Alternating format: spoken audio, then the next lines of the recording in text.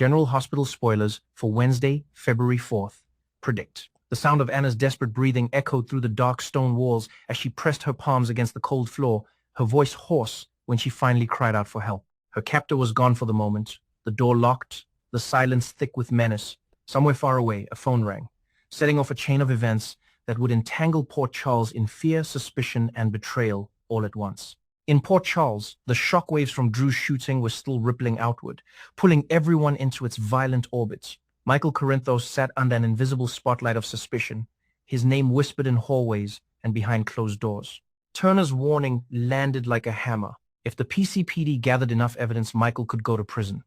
The words carried weight not just as a legal threat but as a moral one, because Turner spoke as if guilt was only a matter of time. Michael felt the walls closing in, every memory of his strained relationship with Drew replaying in his mind, every argument suddenly twisted into motive.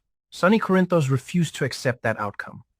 His certainty that Michael would not go to prison was unwavering and almost unsettling. He spoke as though he knew something others did not, as though the truth was already clear in his mind. Sonny insisted Michael did not shoot Drew, saying it with the confidence of a man who had survived countless storms. Yet beneath that confidence was a dangerous flaw. Sonny's instincts were pulling him in the wrong direction. Instead of looking closely at the quiet, calculated presence of Willow, Sonny's thoughts turned toward an enemy from his past. Someone more overtly dangerous. Someone who fit the pattern Sonny understood. That miscalculation threatened to sabotage any real chance of proving Michael's innocence. Willow, meanwhile, was already several steps ahead of everyone else. She moved through Port Charles with a calm expression that hid a ruthless clarity of purpose. The shooting of Drew and his resulting stroke had shaken the town, but it had also opened doors. Willow saw opportunity where others saw chaos. She understood that suspicion pointed toward Michael and that Sonny's focus lay elsewhere. That gave her space to act. Her first move was toward Alexis. The meeting was not accidental, and it was not friendly. Willow came prepared with information she had been holding onto for exactly the right moment. She revealed that Scout had violated Drew's strict rules by meeting Danny. The detail was sharp and precise, the timing devastating. Willow reminded Alexis that she had known about the meeting all along. At the time, she had said nothing and even appeared supportive of the siblings reconnecting. Now she framed that silence as leverage. Willow's argument was carefully constructed. She claimed she had no other choice. She painted herself as a mother cornered by circumstance fighting for her children. At the same time, her words carried an unmistakable threat. If Alexis did not help Willow secure custody, the violation would come to light and Alexis would bear the consequences. It was a brutal mix of coercion and manipulation. Willow pressed where it hurt, while offering sympathy with the same breath. Alexis recognized the tactic immediately. It was blackmail softened by feigned vulnerability. As Alexis listened, she felt the weight of impossible choices. Protect Scout or uphold her own principles. The situation forced her into a moral labyrinth where every path led to loss. Willow's calm persistence made it worse. She did not raise her voice. She did not gloat. She simply stated facts and expectations, leaving Alexis to grapple with the fallout. Across town, Emma Drake's world was unraveling in a very different way. A phone call had shaken her to the core. The man on the other end claimed to be a police officer, and he spoke with authority and urgency.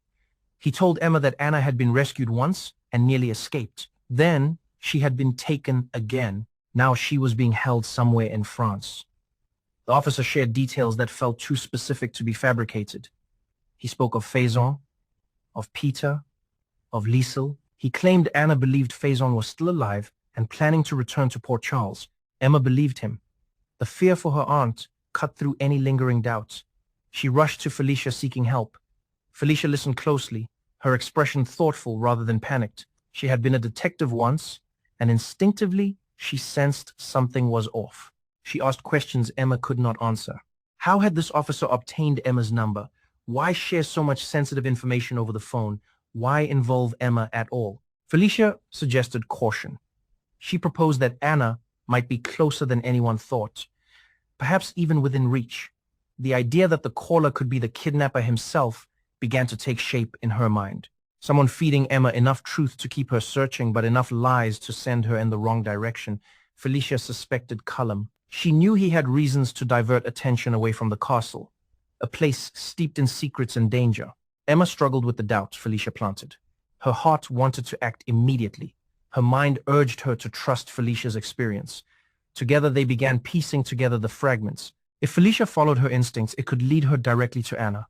Yet even that possibility carried uncertainty. The image of Anna calling for help that appeared in Felicia's thoughts might be real, or it might be nothing more than a hallucination born from Anna's isolation and fear. Back at the PCPD, Michael's ordeal escalated. He was brought in for questioning, the tension palpable as officers watched his every move. Diane Miller arrived just in time. She took control of the room with her usual sharp focus.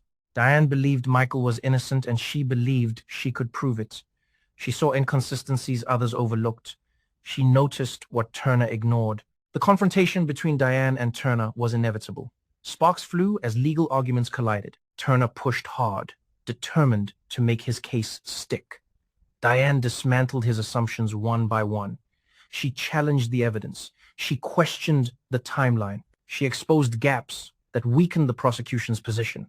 In the end, Michael was released, free for now. Turner watched him walk out with a mixture of humiliation and fury. He felt outmaneuvered and underestimated. That feeling hardened into resolve. Turner was not finished. If anything, the encounter made him more dangerous. He vowed to dig deeper and find what Diane had missed.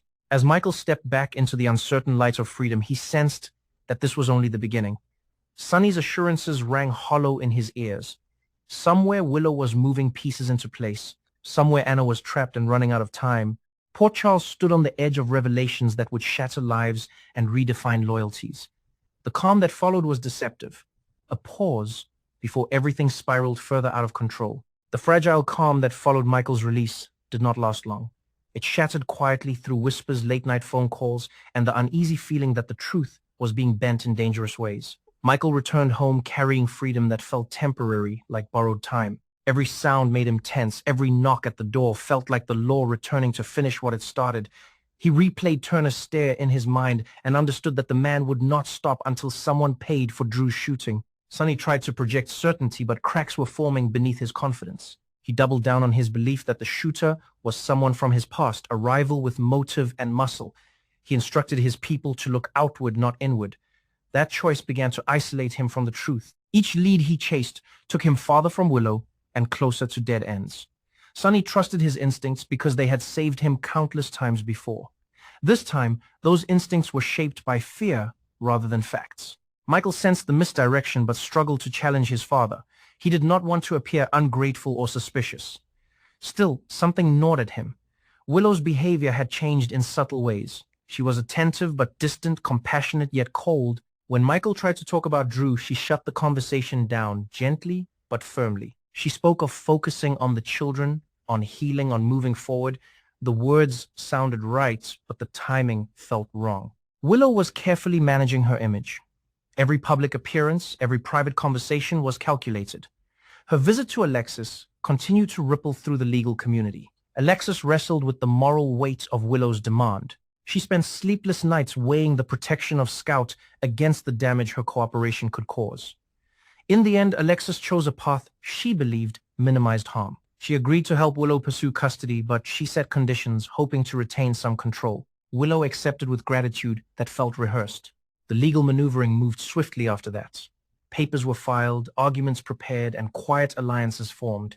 Willow framed herself as the stable parent, the one capable of providing safety after chaos. She emphasized Drew's condition without cruelty, but with precision. Each word pushed the narrative she needed into place. The court of public opinion began to tilt. As Willow advanced her plan, she remained vigilant. She knew Sonny was searching for another suspect. That knowledge comforted her. It bought her time. She also knew Turner was growing more obsessed with Michael. That obsession was useful. The more pressure Turner applied, the less anyone looked elsewhere. Turner returned to his investigation with renewed intensity. He re-examined evidence, re-interviewed witnesses, and scrutinized timelines. His anger at Diane fueled his determination. He wanted to prove her wrong, not just professionally, but personally. As he dug deeper, he began to notice inconsistencies that troubled him. Some details did not align with Michael's behavior. Some evidence felt staged or incomplete. Diane sensed the shift. She met with Michael privately, urging him to remain cautious. She warned him that Turner's fixation could lead to reckless charges. She also admitted that while she believed in Michael's innocence, she did not yet know the full truth. That honesty unsettled Michael more than reassurance would have. Elsewhere, Felicia followed her instincts into dangerous territory. She and Emma traced the call back through indirect channels. The trail led closer to the castle than Felicia liked. Each step confirmed her suspicion that the caller was manipulating Emma. Felicia shared her theory carefully, knowing Emma was emotionally invested. Emma struggled with the idea that she had been deceived. Anger replaced fear and strengthened her resolve. Felicia went alone first. She did not want to risk Emma's safety. The closer she got, the heavier the air felt. The castle loomed like a monument to secrets. Inside, hidden corridors echoed with memories and threats. Felicia moved cautiously, relying on experience rather than force. Deep within the castle, Anna drifted between consciousness and despair. She clung to fragments of hope, imagining faces, voices, rescue. At times, she saw Felicia standing before her, reaching out. Other times, the vision dissolved into darkness. Her captor returned intermittently, keeping her weak and disoriented. Anna understood that survival depended on holding on to reality, even as it blurred. When Felicia finally reached the chamber, her heart pounded. The sight of Anna chained and barely conscious shattered any remaining doubt. This was no illusion. Felicia acted quickly, freeing Anna and whispering reassurance. Anna responded faintly, her grip weak but real. The rescue was not clean or easy. Alarms sounded, footsteps echoed, and escape demanded speed and nerve. They fled through passageways, barely avoiding confrontation. By the time they reached safety, Felicia was shaking with adrenaline and relief. Anna was alive but fragile. She was rushed to receive care away from prying eyes. News of her return spread quietly among trusted allies. Emma learned the truth with a mix of relief and rage. She thanked Felicia and vowed to confront Cullum. The deception cut deep. Cullum's attempt to divert the search had failed, but the reasons behind it remained ominous. The castle still held secrets, and enemies were closer than anyone wanted to admit. Anna's recovery was slow, but her mind remained sharp. She shared what she knew, confirming some fears and raising new ones. Her mention of Faison sent a chill through the room. The possibility of his return threatened to reopen old wounds. Anna warned that the danger was not over. It had only shifted. Back in Port Charles, the legal storm intensified. Alexis fulfilled her promise to Willow, but the cost weighed heavily. She began to question whether she had enabled something far worse. Doubt crept in, especially as whispers about Willow's ambitions circulated. Alexis noticed how quickly Willow adapted to pressure, how easily she turned compassion into leverage. Michael grew increasingly uneasy.